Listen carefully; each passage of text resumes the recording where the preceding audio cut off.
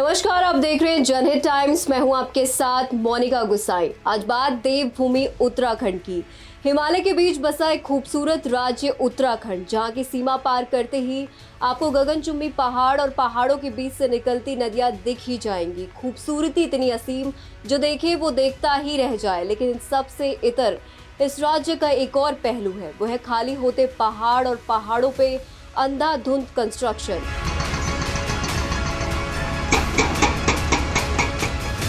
पहले से ही संवेदनशील उत्तराखंड के पहाड़ों को और संवेदनशील बना दिया है। ऐसा नहीं है कि 22 साल से काम कर रही सरकार को इस बात की जानकारी नहीं है, लेकिन समय समय पर राजनेताओं ने इसे प्राकृतिक आपदा का नाम देकर अपनी जिम्मेदारी से पल्ला झाड़ लिया।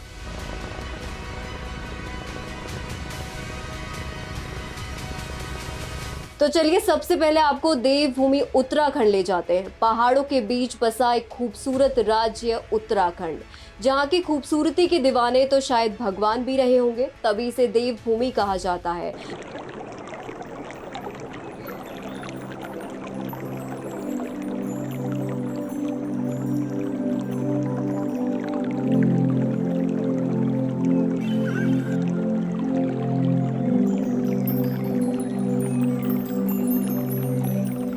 यहाँ के लोग इतने मेहनती हैं कि पहाड़ उठाने का दम अपने कंधों पर रखते हैं।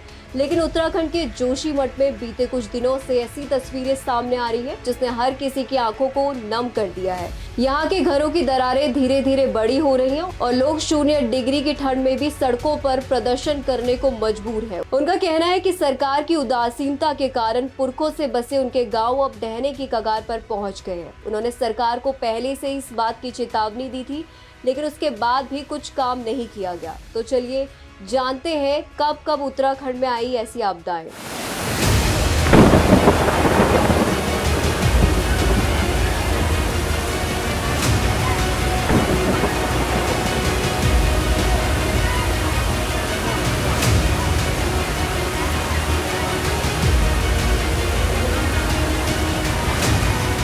साल 2013 की आपदा के बाद केदारनाथ में हुई तबाही का मंजर बेहद खौफनाक था। अमरनाथ की तरफ से यहाँ भी चौड़ाबाड़ी झील में बादल फटने से भारी मलबा और विशाल तबाही हुई थी। तब शांत से लग रहे केदारनाथ घाटी में अचानक से आए संग्राम ने सबको चौंका दिया। किसी ने सोचा नहीं था कि मंदाकिनी नदी इतना विकराल रूप लेकर तबाही मचा देगी। उस वक्त रास्ते में जो भी आया, मंदाकिनी नदी ने उसे अपनी चपेट में ले लिया।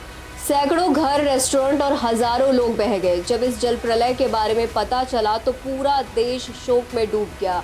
केदारनाथ आपदा में 4700 तीर्थयात्रियों के शव बरामद हुए। कई वर्षों से लापता यात्रियों को कंगाल मिलने का सिलसिला अभी भी जारी है, जबकि एक रिपोर्ट के अनुसार 5000 से अधिक अभी भी लापता बताए जा रहे हैं। हालांकि इस त्रासदी में मरने वालों की सही संख्या को लेकर तरह तरह के कयास लगाए जाते। दूसरी घटना 2021 की है। साल 2021 को रैणी आपदा की दुखद यादों के लिए जाना जाता है। शायद जो सबक हमने 2013 की केदारनाथ आपदा से नहीं सीखा, उसी के चलते रैणी आपदा ने हमें गहरे जख्म दे दिए।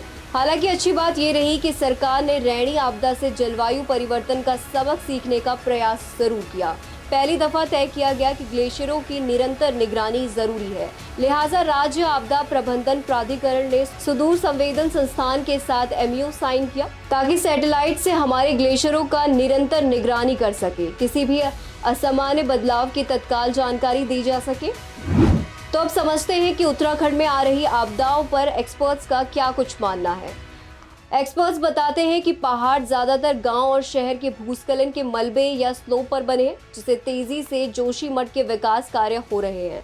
वो कई सालों से समस्या का कारण बने हुए हैं। हालांकि घटना को देखते हुए सरकार को जागना होगा, एक्शन मोड पे आना पड़ेगा। जोशीमठ की सतह में चट्टान कम है और मिट्टी ज्यादा है, जिसके साथ ही खराब पानी प्रबंधन और सीवर प्रबंधन एक वजह बताया जाता है। पानी के रिसाव के कारण जोशीमठ की नींव कमजोर हो गई है।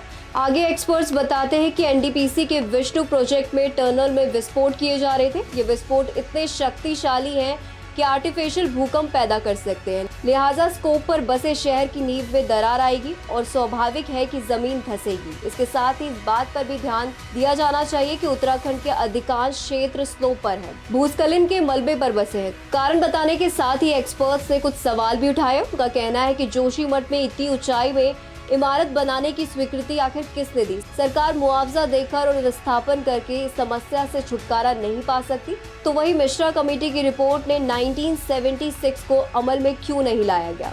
उन्होंने कहा कि तत्कालीन गढ़वाल कमीशन जीसी मिश्रा ने अपनी रिपोर्ट में कहा था कि जोशीमठ में बड़े कंस्ट्रक्शन नहीं होने चाहिए, जिसके बावजूद एनडीपीसी और हेलन मालवाड़ी बाईपास बनाए गए। उत्तराखंड सरकार को नियमित तरीके से काम करना होगा। स्थिति खराब होने के बाद एक्शन में आने की कोई वजह नहीं मानी जाती। आप क्या सोचते हैं इस खबर के बारे में? कमेंट्स के जरिए साझा कीजिए विचार और देखते रहिए जनहित टाइम्स।